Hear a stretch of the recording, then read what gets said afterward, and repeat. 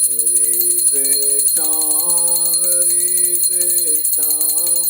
कृष्ण कृष्ण हरे हरे हरे राम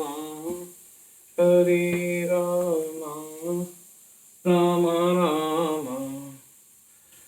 आज हम चौथे अध्याय के श्लोक 8 का अर्थ पढ़ेंगे।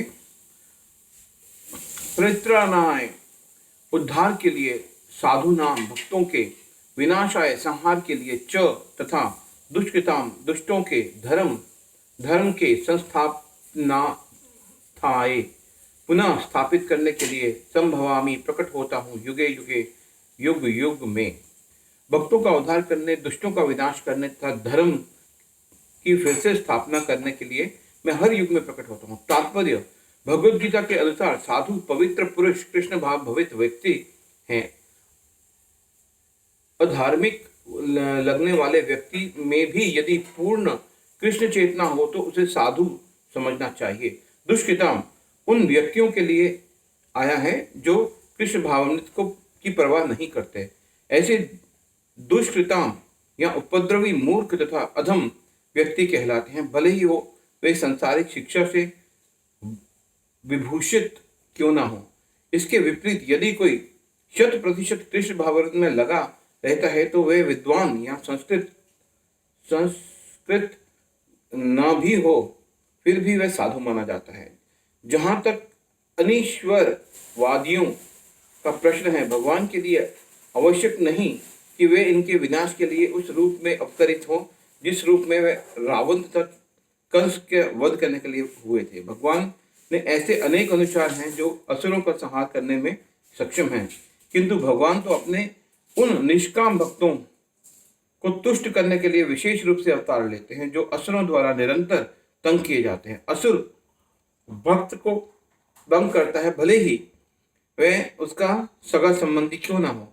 यद्यपि प्रहलाद महाराज हिरण्यकशिपु का पुत्र थे, किंतु तो भी वे अपने पिता द्वारा उत्पीड़ित थे।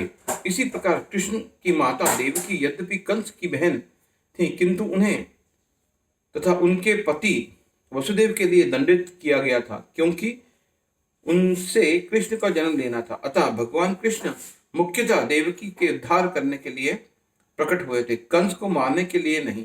किंतु ये दोनों कार्य एक साथ संपन्न हो गए। अतः ये कहा जाता है कि भगवान भक्त का उद्धार करने तथा दुष्ट असुरों का संहार करने के लिए विभिन्न अवतार लेते हैं। कृष्णदास कविराज कृत चैतन्य चरितामृत में निम्नलिखित श्लोकों मध्य 20 263 से लेकर 264 से अवतार के सिद्धांतों की सारांश प्रकट होता है। सृष्टि हेतु इह मूर्ति प्रपंचे अवतारे से ईश्वर मूर्ति अवतार नाम धरे, मायातीत पर व्योमे सबार अवस्थान विश्वे अवतारी धरे अवतार नाम। अवतार अथवा ईश्वर का अवतार भगवत धाम से भौतिक प्राकट्य हेतु होता है। ईश्वर की वे विशिष्ट रूप जो इस प्रकार अवतरित होता है अवतार कहलाता है। हरे कृष्णा कृष्णा कृष्णा हरे हरे राम।